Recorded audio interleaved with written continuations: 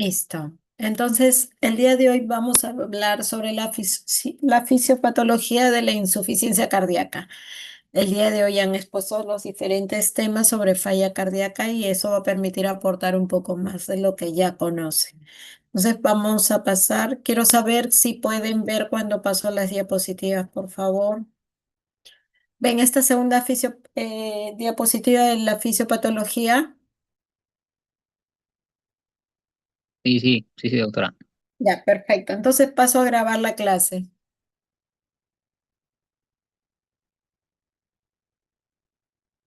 Recording in progress.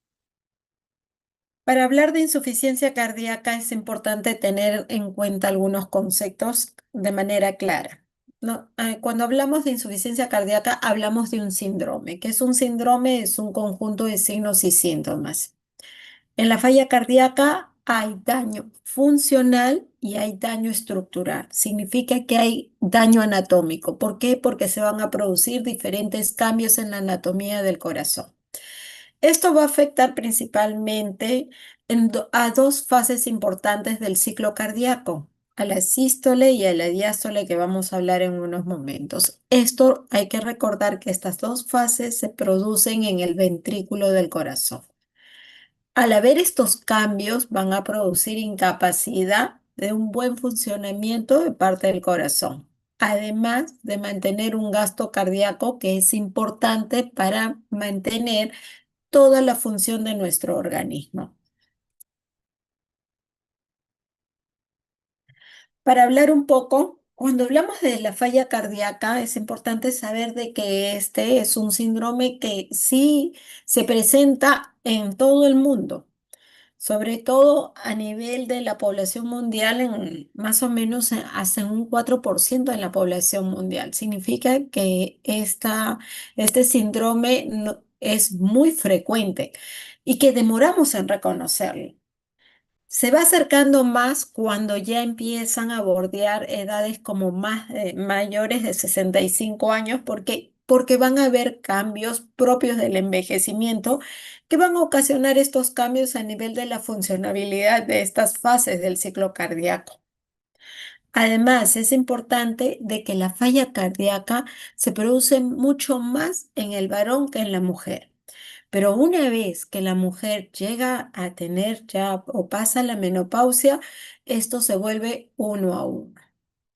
Además, hay que recordar que es una de las enfermedades que ocasiona mucha mortalidad en el momento que se produce si no aprendemos a reconocerla y a manejarla. Para hablar un poco de falla cardíaca, vamos a acordarnos un poco de la anatomía del corazón y cuáles son las funciones que tiene el corazón. Aquí vemos el corazón. Es importante recordar que este es una cavidad que está compuesta por dos aurículas, dos ventrículos y que estas tienen partes importantes. En la parte derecha, la parte derecha recibe la sangre no oxigenada de todo nuestro cuerpo. Quiere decir, de todas las funciones que ya tuvo a nivel celular y que es recogida la sangre. La sangre viene de abajo hacia arriba, trayendo ya sangre utilizada, por eso se le dice sangre no oxigenada, va a ingresar principalmente hacia las aurículas, pero ¿en dónde? A nivel de dos venas principales. La vena cava superior, que trae sangre de la cabeza, el cuello y extremidades superiores. La vena cava inferior, que trae la sangre de los miembros inferiores, pelvis, tronco y parte inferior del tórax. Estas van a ingresar a la zona de la aurícula derecha. Luego pasan a través de la válvula tricúspide al ventrículo derecho y se va por la arteria pulmonar. ¿Hacia dónde? A los pulmones, donde va a ser oxigenada esa sangre que ya es traída de todas de todo de toda la parte del cuerpo que ya ha sido utilizada. A nivel de los pulmones, esta se va a oxigenar y va a regresar hacia el lado izquierdo, hacia el lado izquierdo por las venas pulmonares, llega hacia la aurícula izquierda, pasa por la válvula mitral y llega al ventrículo izquierdo. Una vez que ya es oxigenada, esta se va hacia la arteria aorta llevando sangre oxigenada para que cumpla su función cada célula, cada tejido, ya con sangre oxigenada para que pueda cumplir la función normal de nuestro organismo. Entonces, son cuatro cavidades importantes, dos aurículas, dos ventrículos, que hacen esa función cada minuto. Bombear sangre del corazón, intercambiar sangre no oxigenada, oxigenada, para cubrir las demandas y funciones celulares de nuestro cuerpo.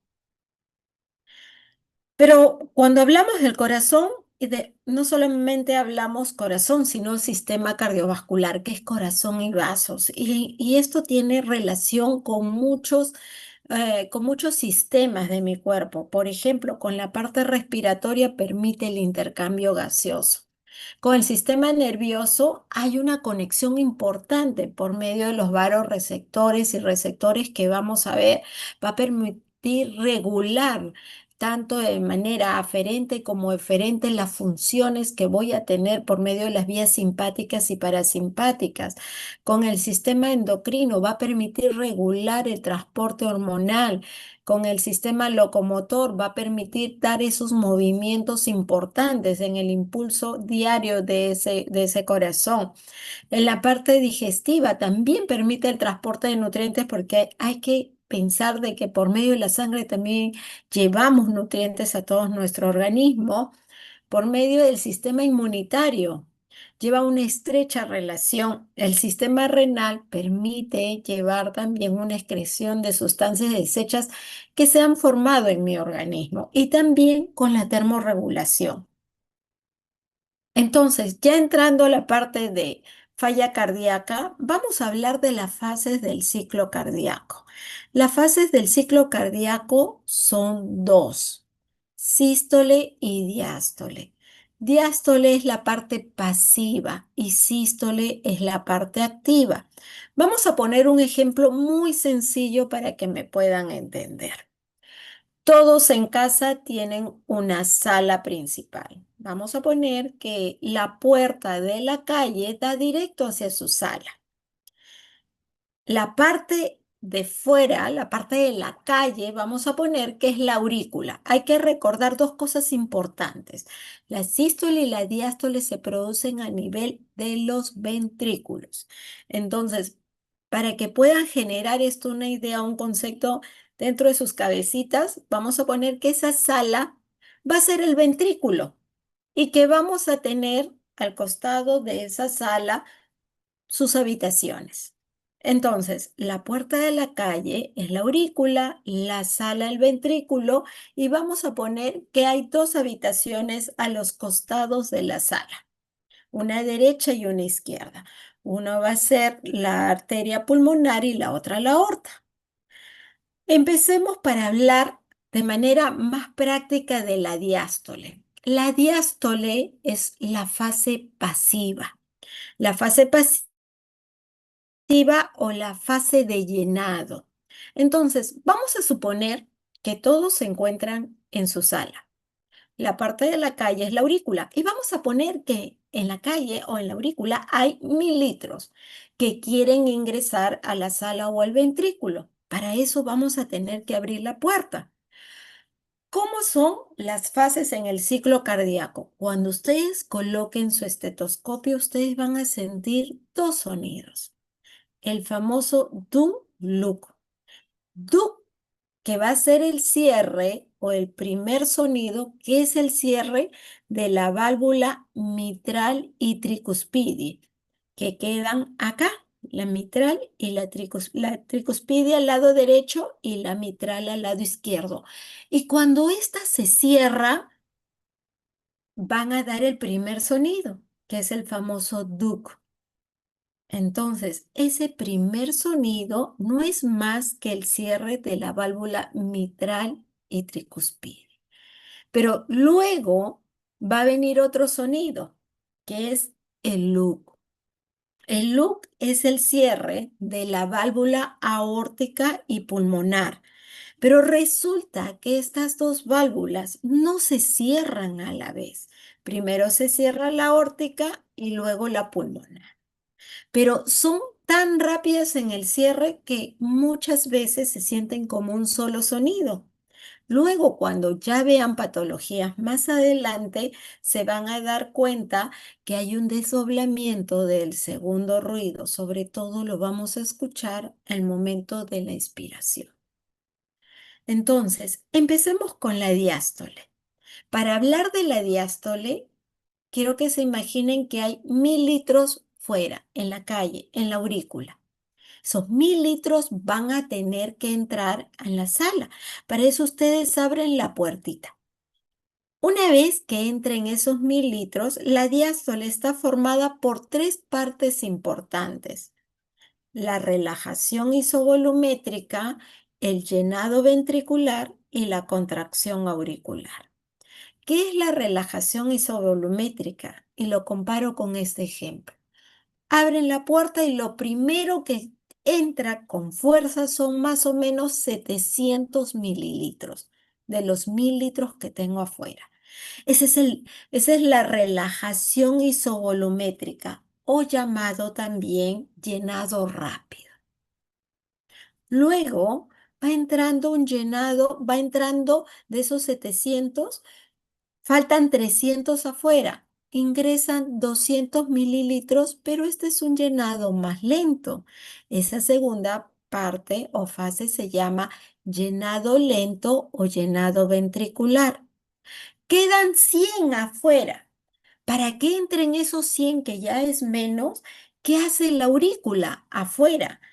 Se contrae y termina de expulsar esos 100 mililitros hacia la zona del ventrículo. En este caso, lo que les digo es que me comparen la sala con el ventrículo. Y ahí están sus tres fases: llenado rápido o relajación isovolumétrica, llenado lento o llenado ventricular y la contracción auricular. Entonces es como cuando ustedes abren su puertita, primero hay un llenado rápido, luego lo que va quedando es más lento y lo que queda afuera se tiene que contraer la aurícula para terminar de llenar. Ahí se cierra la puerta y escuchan el primer sonido.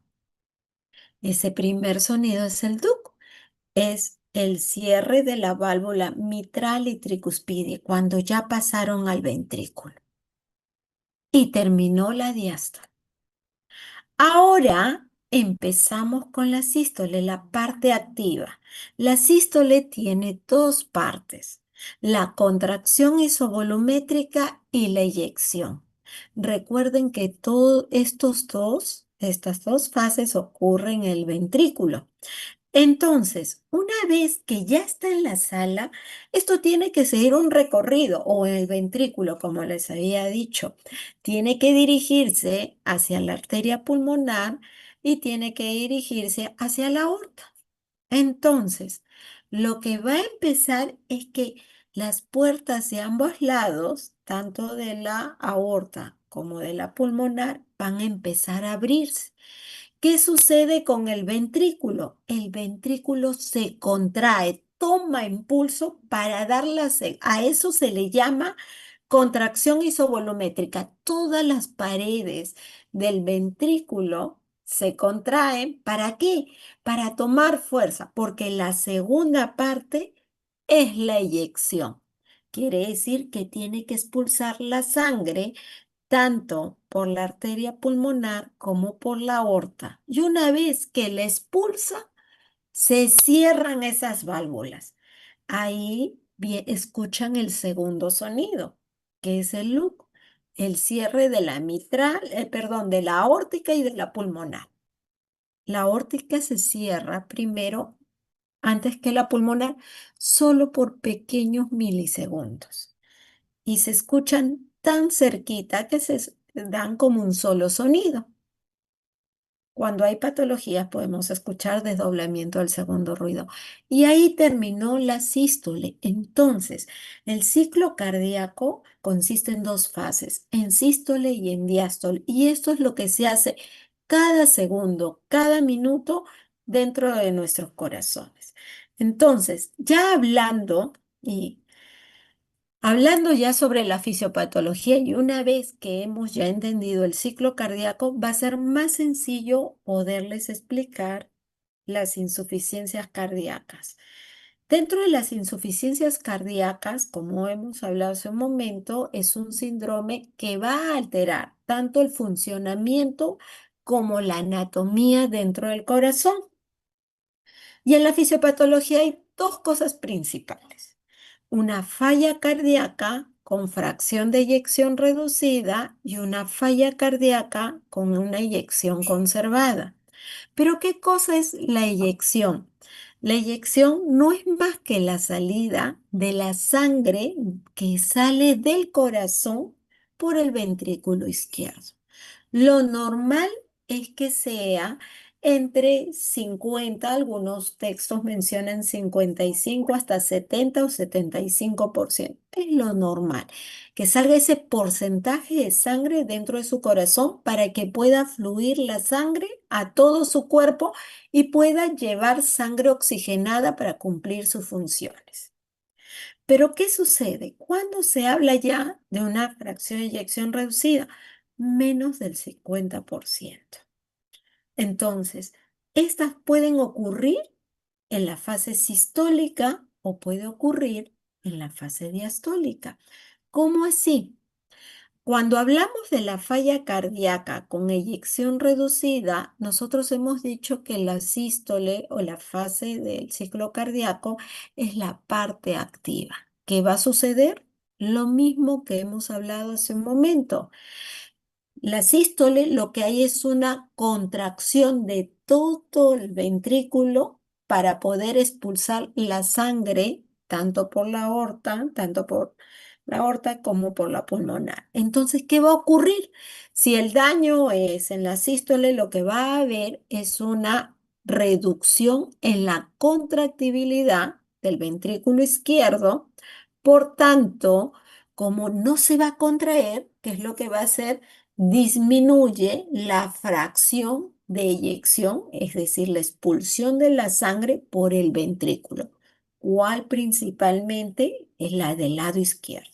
A esta también es conocido como gasto cardíaco disminuido.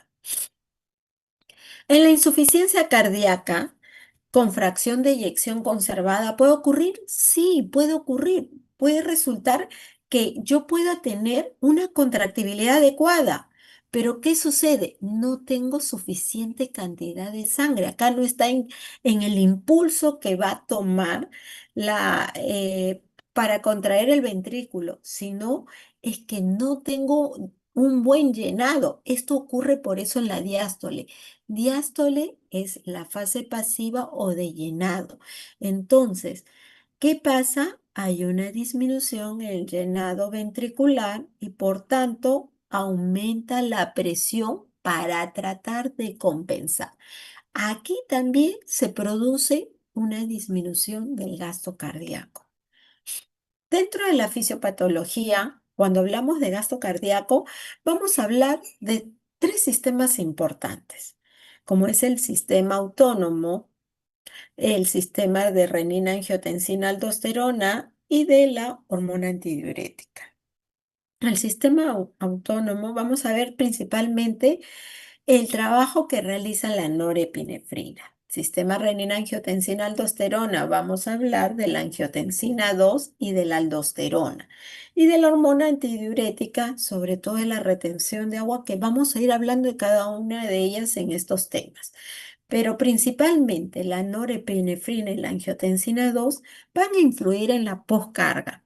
Y la aldosterona y la retención del agua van a influir en la precarga.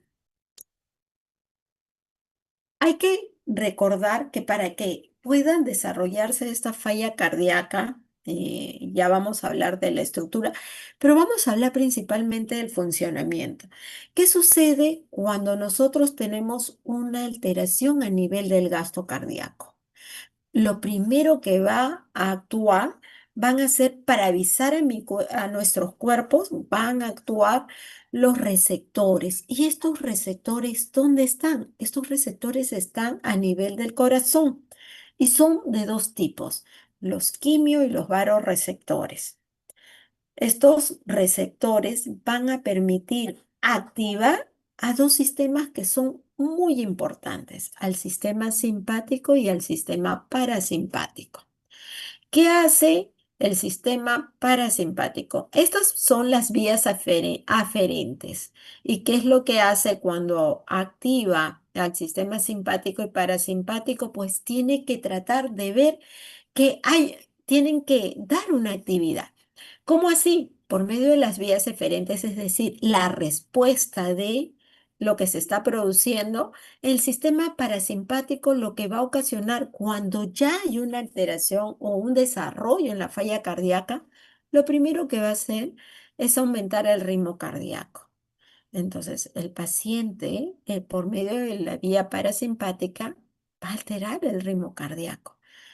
Pero ¿qué hace el sistema simpático? En el sistema simpático vamos a tener alteraciones a nivel de la norepinefrina y actúa directamente en los vasos. ¿Cómo? Aumentando las resistencias vasculares periféricas. Estas van a ocasionar que puedan también hacer daño a nivel de los vasos, que vamos a hablar luego de las compensaciones. Y acá entra a tallar un órgano muy importante que va a tener protagonismo, porque la vía simpática va a permitir activar dentro del riñón, sobre todo, el sistema de la angiotensina por medio de la liberación de la renina. Vamos a ocasionar que se libere angiotensinógeno a nivel del hígado, produciendo la angiotensina 1. Esto ocasiona que se pueda retener sodio y agua. Va a ocasionar sed, entonces el paciente empieza a tomar agua, que luego vamos a ver que este exceso de agua va a producir esos edemas que vemos en los pacientes con falla cardíaca y alteraciones a nivel del volumen. Por medio de la enzima convertidora de angiotensina, va a activar a la angiotensina 2. Ocasiona vasoconstricción a nivel de los vasos y esto secreción de aldosterona. ¿Qué va a hacer esto? Retenerme agua. Se producen los edemas. Pero cuando tenemos este síndrome de falla cardíaca, hay cuatro mecanismos de adaptación que se van a ir dando para que nuestro corazón no empiece a fallar tan rápido. Porque una vez que se van produciendo estas alteraciones funcionales y anatómicas, entran a tallar primero estos mecanismos de adaptación. ¿Y por qué se les llaman mecanismos de adaptación? Porque son los primeros que van a permitir proteger el corazón, pero luego vamos a ver que estos van a originar consecuencias posteriores cuando persiste esta falla cardíaca. Y estos cuatro mecanismos son Frank Starling, hipertrofia ventricular, remodelamiento ventricular y la redistribución del gasto cardíaco. Pero, ¿qué dice Frank Starling? Principalmente dentro de la ley de Frank Starling, habla de que el corazón tiene una capacidad importante a adaptarse volúmenes. Es decir, mientras más volumen tenga, el corazón puede ir remodelándose para tratar de adaptarse a volúmenes mucho más altos a lo que está acostumbrado el corazón. Y estos, hay que recordar que en qué momento se llena el corazón de sangre en la diástole. Esto es algo importante. ¿Y por medio de qué? Vamos a ir viendo que las fibras musculares se van a ir estirando poco a poco. Y esto también va a alterar la fuerza de contracción. Entonces, nos dice que cuanto mayor es el volumen, mayor será el volumen del corazón que tendrá que resistirlo. Y acá vamos a ver otro mecanismo que es la hipertrofia compensadora. Aquí vemos una figura normal del corazón. Hay que recordar que dentro del corazón vamos a tener el tejido del miocardio, pero cuando aumentamos presión o aumentemos volumen, vamos a encontrar que se va a hipertrofiar el corazón. ¿Cómo? Se va a engrosar y nos va a producir una hipertrofia a nivel del corazón o se va a dilatar. Significa que no se va a engrosar, sino va a expandirse o va a crecer. ¿Para qué? Para tratar de mantener cargas de volúmenes y de presiones. Entonces, principalmente presiones va a tener una hipertrofia concéntrica y volúmenes una hipertrofia excéntrica. En el remodelamiento que hay a nivel del ventrículo, vamos a ver cuatro pasos importantes, como son la proliferación celular, y para eso vamos a tener algunas series o algunas sistemas que van a permitir actuar, dentro de ellas la angiotensina, las catecolaminas, las hormonas de crecimiento que van a entrar a tallar para tener mayor proliferación y este corazón se pueda adaptar al medio. Quien me va a estimular la fibrosis va a ser la angiotensina 2, la aldosterona, por ejemplo, la apoptosis, el factor de necrosis tumoral alfa. Y los factores que van a regular van a ser los péptidos natriuréticos, la bradicinina, el óxido nítrico. Ellos van a permitir el remodelamiento de los miocitos, que son las células que forman justamente el miocardio o el corazón, ¿no?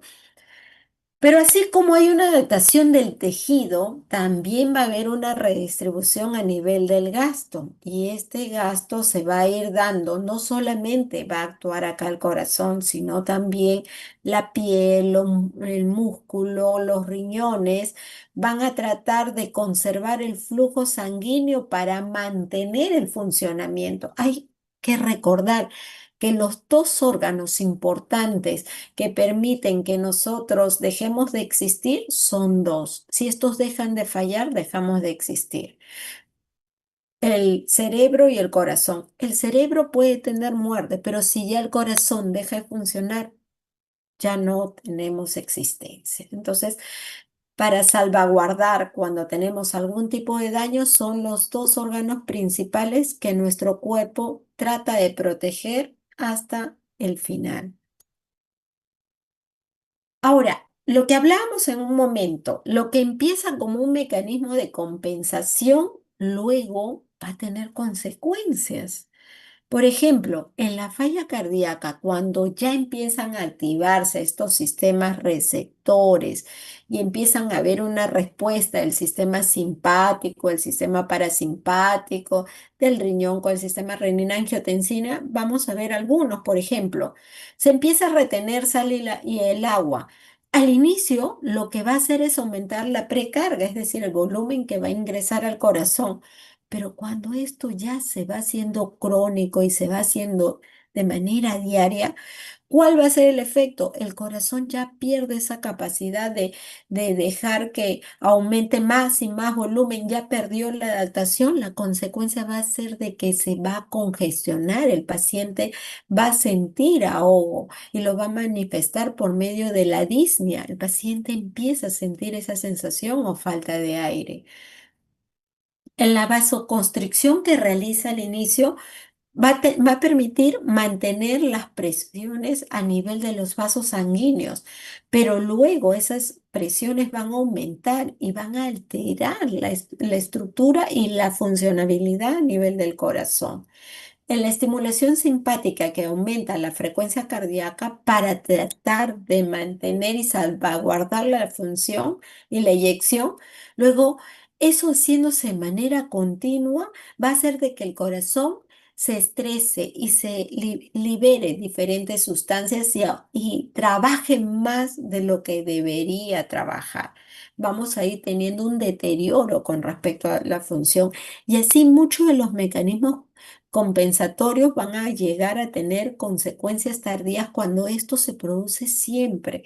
Es por eso que cuando tenemos pacientes que tienen falla cardíaca o que ya tienen indicios dentro de las etiologías, como por ejemplo la hipertensión, pedimos que muchos de ellos traten de llevar una vida más sana o una vida más tranquila, quitando muchos de los factores que son estresantes, porque acá ustedes ven que esos mecanismos compensatorios llegan a durar un tiempo, pero luego se pierden y empiezan a tener estas consecuencias tardías, que es cuando ya fluyen ya fluye este síndrome y ocasiona en el paciente un trabajo mayor en el corazón y los vasos a los que debería tener con respecto a la edad o al tipo de trabajo funcional que tiene el paciente. Poco a poco va a sentir los síntomas de ahogo, sensación de disnea, cansancio. El paciente va a sentir procesos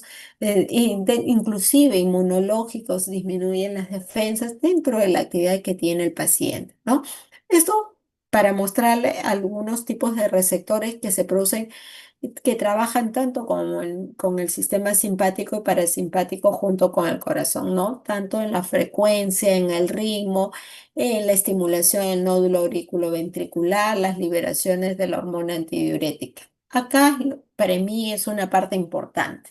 Dentro de los mecanismos compensatorios, ya hablando de cada uno de ellos, son de dos tipos, los sistemas neurohormonales, los vasoconstrictores y los vasodilatadores.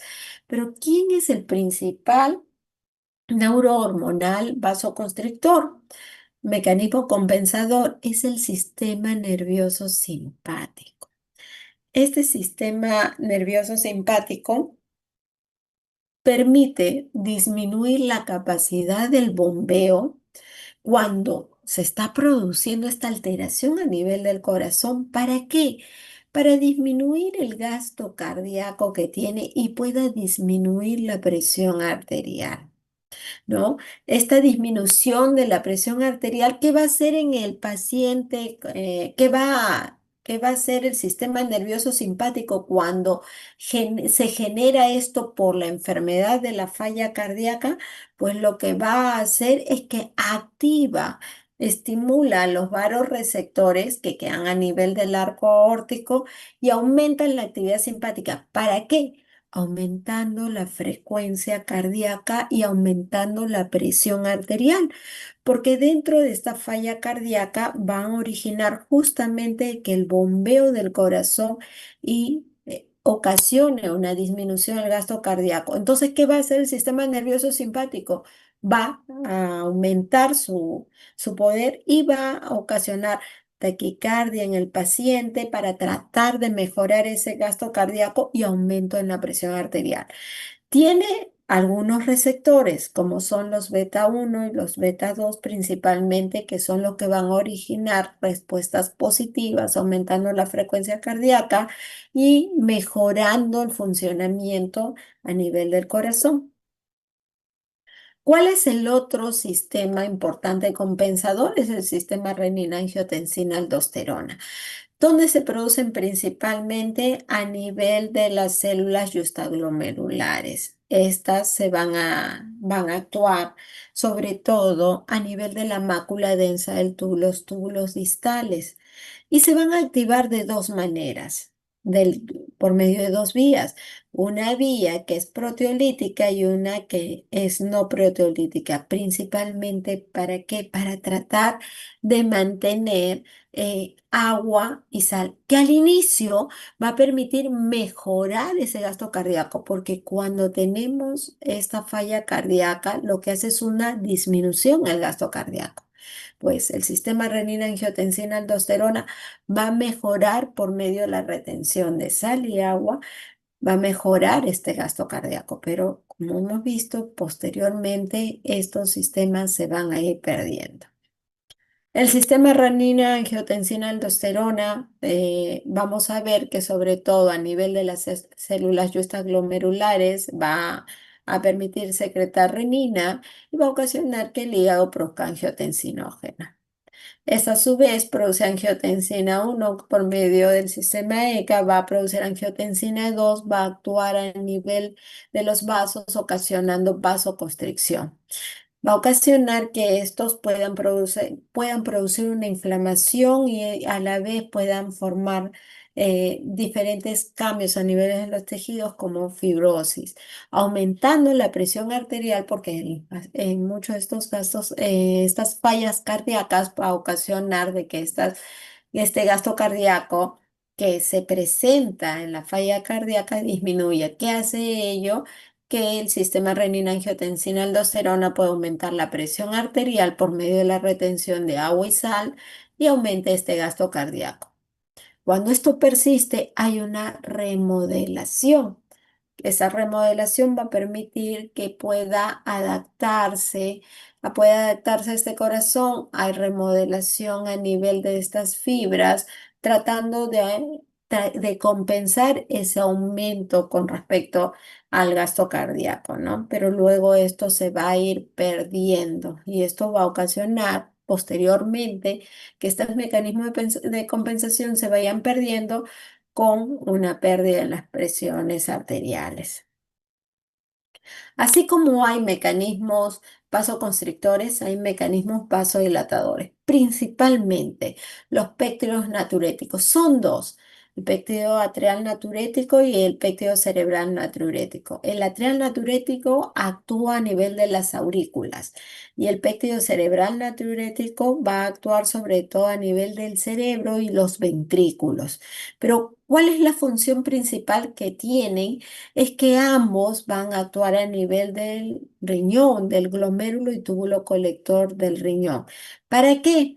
Para tratar de aumentar la tasa de filtración y excreción a nivel del sodio y puedan producir estos vasodilatación. ¿En dónde? A nivel de las arterias aferentes y estas permitan que haya vasoconstricción en las arterias eferentes.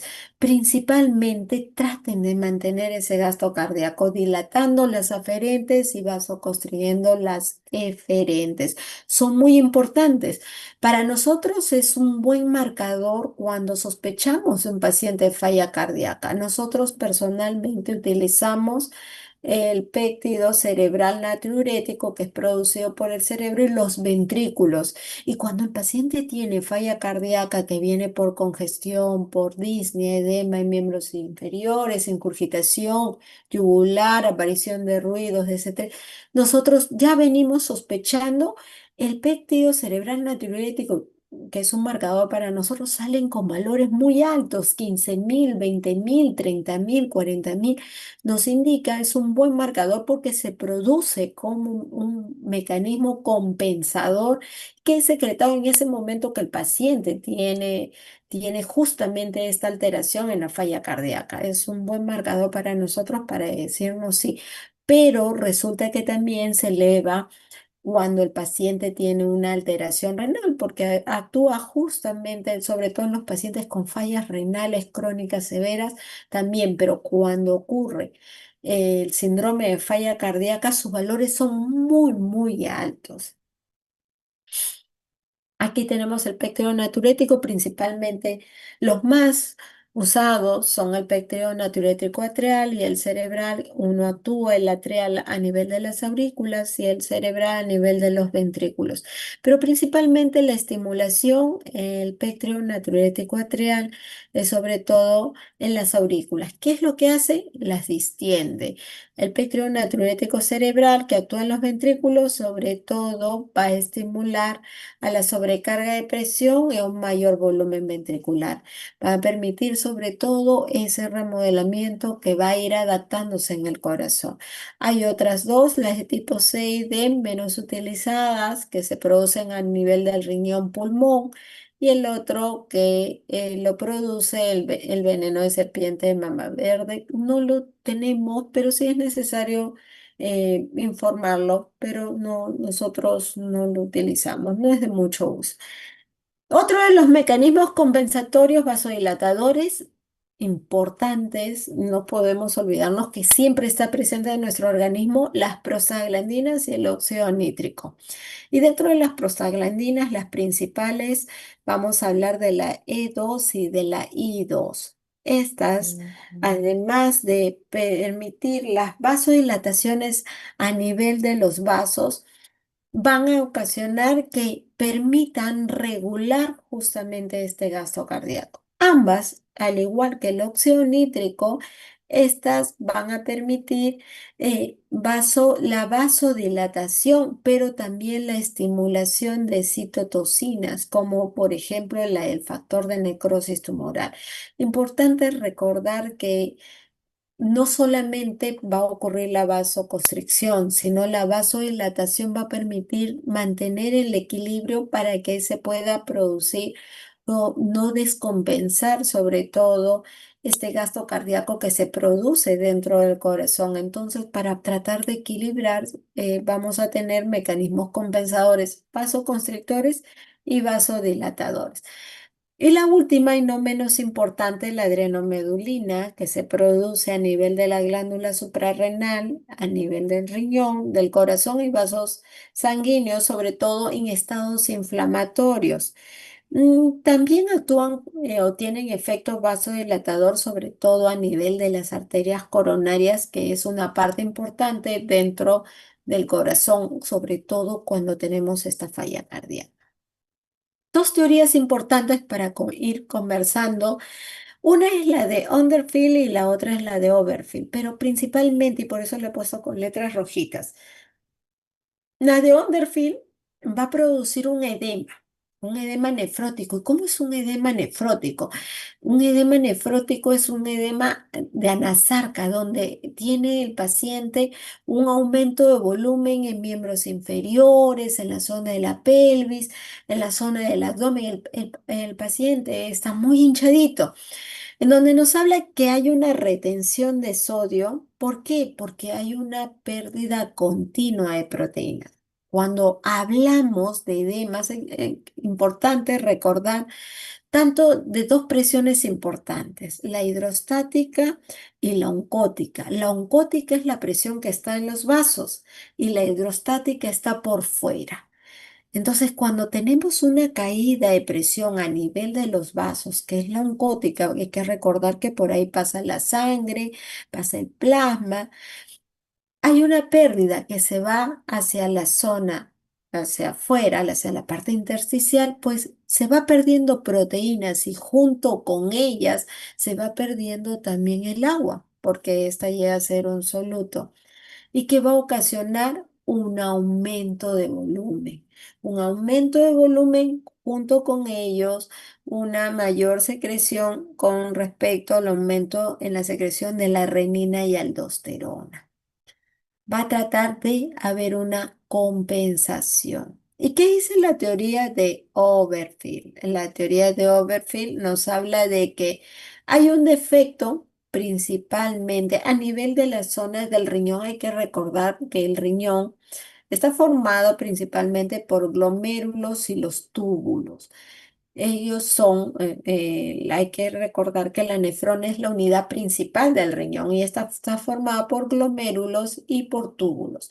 Túbulo contorneado proximal, asa de Henle, túbulo distal y túbulo colector. ¿Y qué nos dice? De que hay una salida del sodio por los túbulos distales. Y esto es ocasionado por una resistencia de los péptidos natriuréticos. Hemos hablado que los péptidos natriuréticos son vasodilatadores, pero van a ocasionar de que este sodio que se va perdiendo también sea reabsorbido y sea reabsorbido en gran cantidad, produciendo también un edema. Ambas teorías hablan sobre las formaciones del edema en el paciente. Pero dentro de ellas, y acá ya de manera resumida hablamos de Underfield, ¿qué ocurre una hipoalbuminemia? Hay que recordar que la albúmina es producida por el hígado.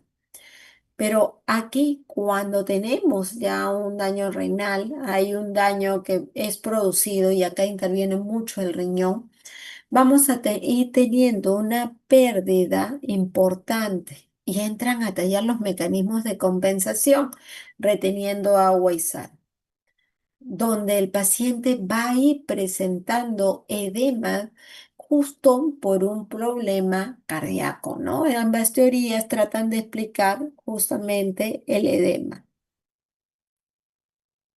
Estos son modelos dentro de las teorías porque siempre se trató de ver dentro de la insuficiencia cardíaca.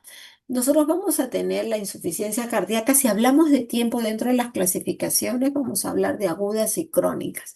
Las agudas que son más disruptivas, donde hay un daño más rápido, y las crónicas que van dándose mecanismos de adaptación. Y dentro de estos mecanismos de adaptación se crearon algunos modelos teóricos para tratar de explicar, porque se vio muchos modelos, por qué eran producidas estas fallas cardíacas. Y dentro de las fallas vieron un modelo importante, ¿no? ¿Por qué se producía, por ejemplo, los edemas?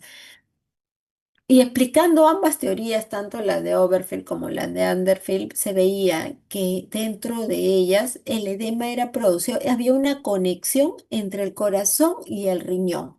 Si el corazón no bombeaba adecuadamente, no llegaba a suficiente flujo sanguíneo, el riñón tenía que ayudar. ¿Cómo? Con vasoconstricción, reteniendo agua para tratar de mejorar ese gasto cardíaco. Pero cuando ya se iba perdiendo ese mecanismo de compensación, esto se iba volviendo crónico. Y acá vamos viendo un modelo cardiorrenal donde nos dice que no solamente si fallaba el corazón, el riñón no ayudaba, también hablaba del sistema nervioso central y acá hablábamos de los péptidos natriuréticos, principalmente del B, porque el A lo veíamos que estaba a nivel de las aurículas, el B está a nivel del cerebro y del sistema ventricular. Entonces, hablaba de que para tratar de compensar era corazón, riñón, cerebro. Dentro del modelo hemodinámico se hablaba principalmente de que el corazón también tenía que actuar con los vasos, de que en los vasos, y hemos hablado hace un momento, había una alteración por medio del sistema parasimpático, iba a alterar las resistencias del sistema simpático, perdón, ahí iba a alterar las resistencias vasculares y que iba a ocasionar una disfunción a nivel endotelial. Iba a haber una vasoconstricción arterial y va a producir una vasoconstricción persistente. Había una disminución del óxido nítrico que produce la vasodilatación y esto iba a retener volumen. Entonces el paciente iba a sentir todos los síntomas de descompensación en la falla cardíaca. Y un modelo, sobre todo biomecánico, mucho más alejado, donde hablaba de que si el corazón fallaba, iba a alterar básicamente la estructura del propio corazón. Los cardiomiocitos, que eran parte del tejido, había una remodelación del miocardio, como les decía, había un crecimiento excéntrico, un crecimiento concéntrico y que trataba de compensar por medio de mecanismos neurohormonales, sistema renina-angiotensina-aldosterona para retener agua y sal. Todos ellos se dieron como modelos para tratar de explicar las fallas cardíacas crónicas. Dentro de la clasificación vamos a hablar cómo se producen estas enfermedades. Hay muchas clasificaciones, agudas, crónicas, sistólica y diastólica. Las más importantes dentro de ellas es cuál es la que altera. Hemos hablado del ciclo cardíaco, de las dos partes importantes, de la sistólica y la diastólica. La falla cardíaca sistólica, hemos hablado que es la parte activa, la parte de contractibilidad. Entonces, ¿qué va a ocasionar si hay una alteración en esta parte activa? Pues disminuye la contractibilidad, es la forma más frecuente.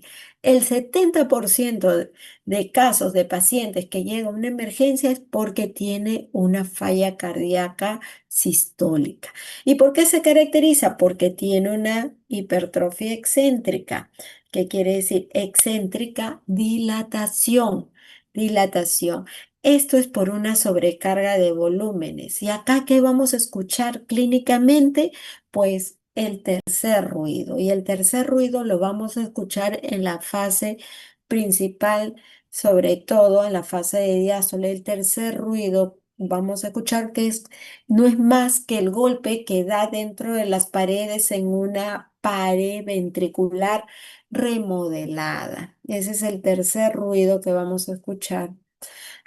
La fracción de eyección va a estar disminuida, menos del 50%. ¿Y en qué casos se presenta cardiopatías isquémicas? Pacientes que han tenido un infarto previo. Altera esas paredes, hay mayor rigidez. Es la principal causa de las fallas cardíacas sistólicas. Las miocardiopatías dilatadas. Las miocarditis, alteraciones al nivel del miocardio, valvulopatías, dentro de ellas la insuficiencia aórtica. La otra clasificación, de acuerdo al daño a nivel del ciclo cardíaco, es la diastólica. Esta, a diferencia de la otra, es en menos proporción. ¿Y dónde va a alterar? A nivel del llenado. Recuerden que es la parte pasiva. Aquí vamos a tener una hipertrofia concéntrica. ¿Qué quiere decir? Engrosada, las paredes engrosadas. Aquí se escucha el cuarto ruido.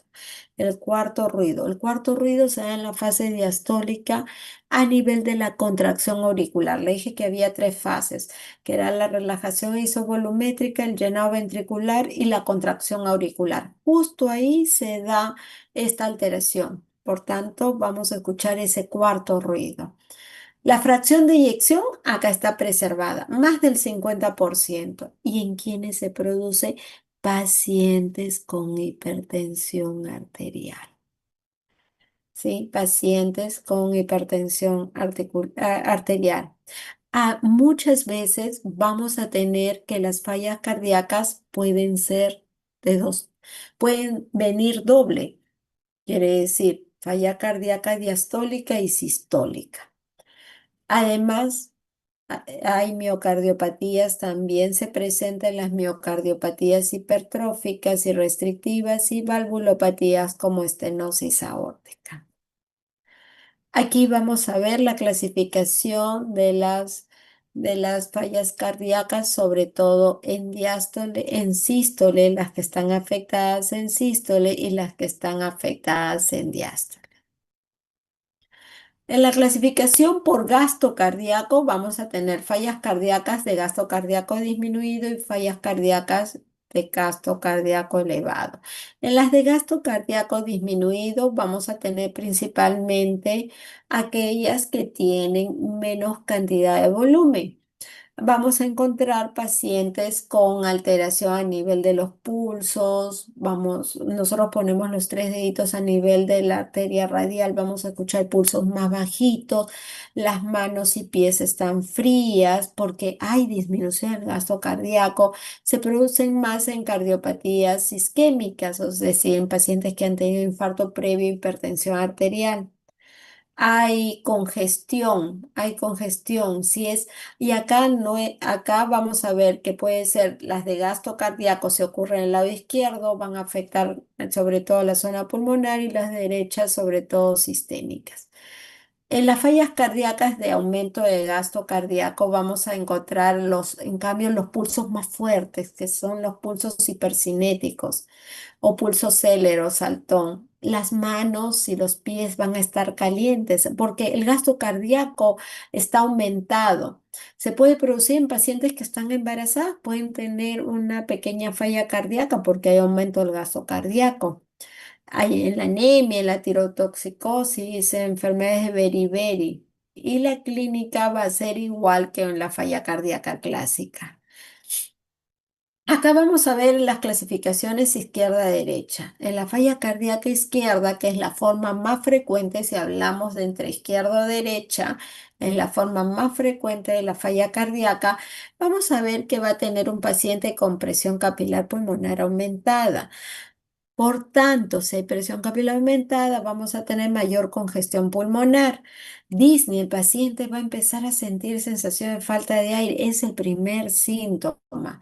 Si ponemos un estetoscopio, vamos a escuchar crépitos. Crépitos son estertores que se producen a nivel de los alvéolos. ¿Y por qué? Porque se empiezan a llenar, se congestionan, se empiezan a llenar de agua. Hay dolor precordial, el paciente se toca el pecho, siente sensación de dolor. Y además es importante porque acá viene a ser una combinación de muchas clasificaciones que hemos visto. También vienen con síntomas de bajo gasto. ¿Cuáles son los de bajo gasto? Hipotensión, sensación de desmayo, ¿no? O una nivelación que se van a producir. ¿En quiénes se producen estas fallas cardíacas isquémicas? Pacientes que han tenido infartos, cardiopatías isquémicas o hipertensión arterial, que es lo que más vemos dentro de los pacientes. En cambio, en el lado derecho vamos a tener aumentos a niveles de las presiones venosas, sobre todo el lado derecho.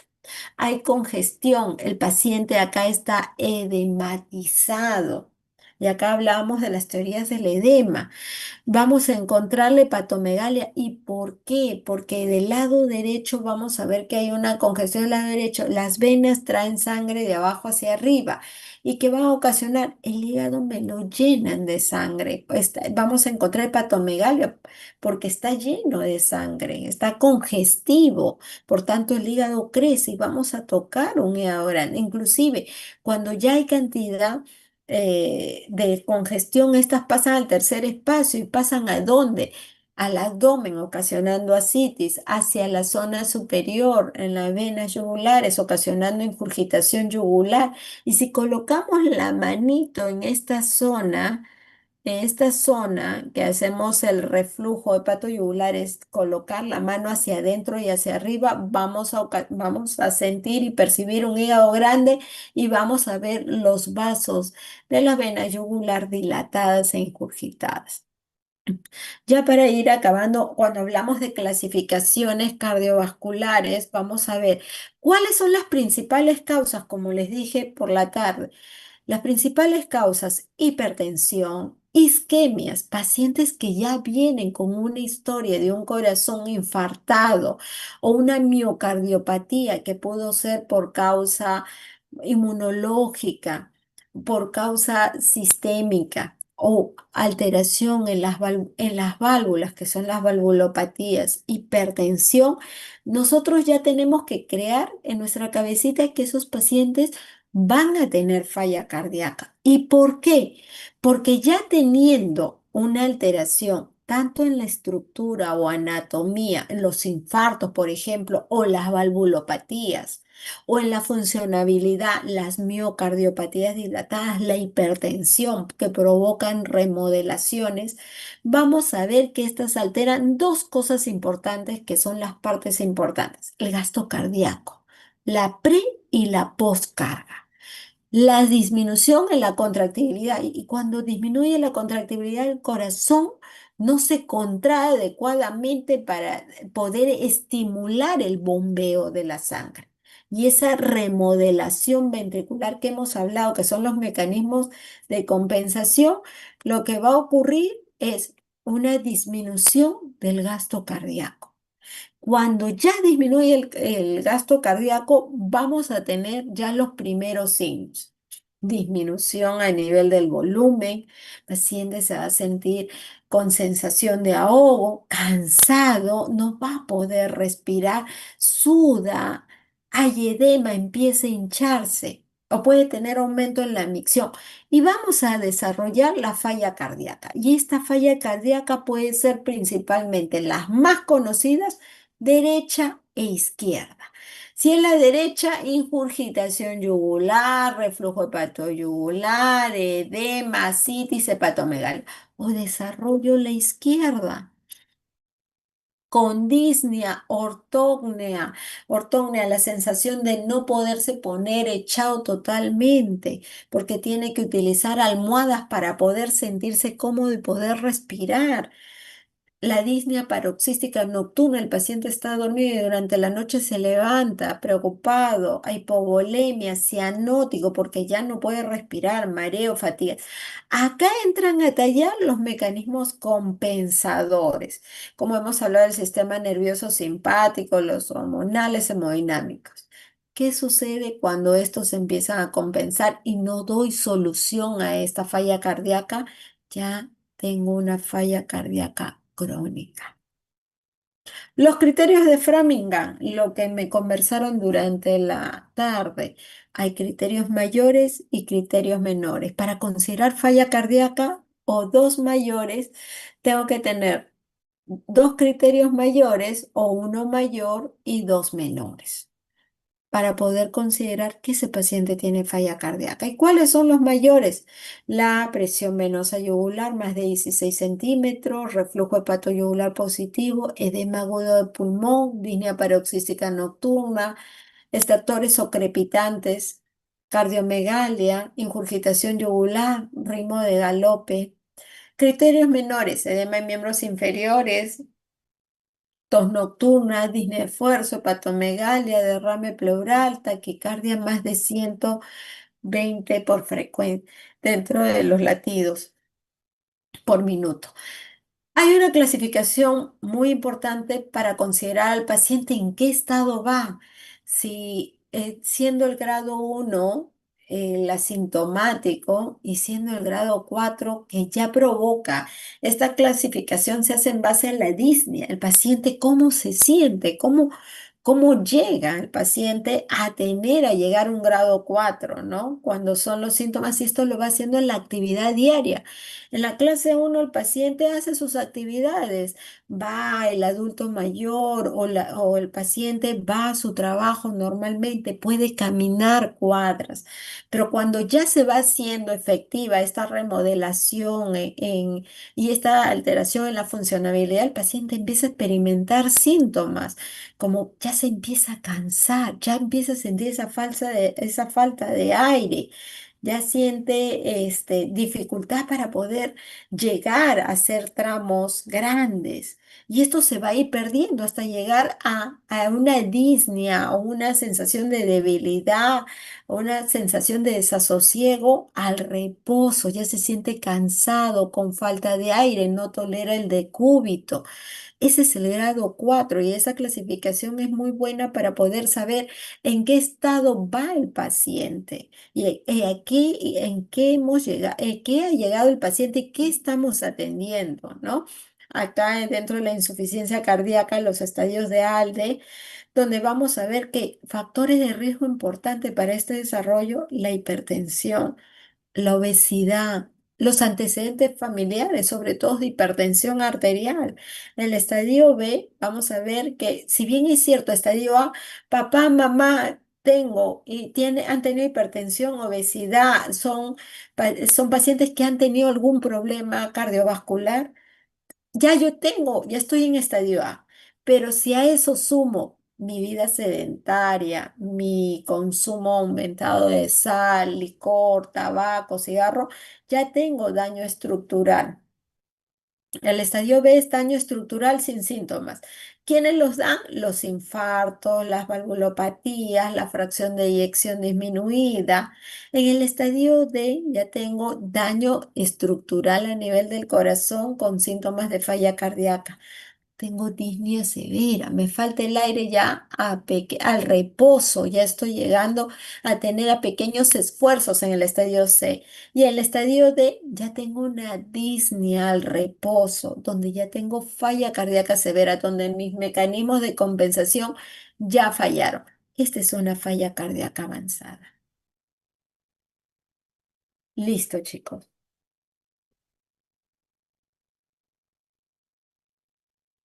Recording stopped. ¿Alguna pregunta?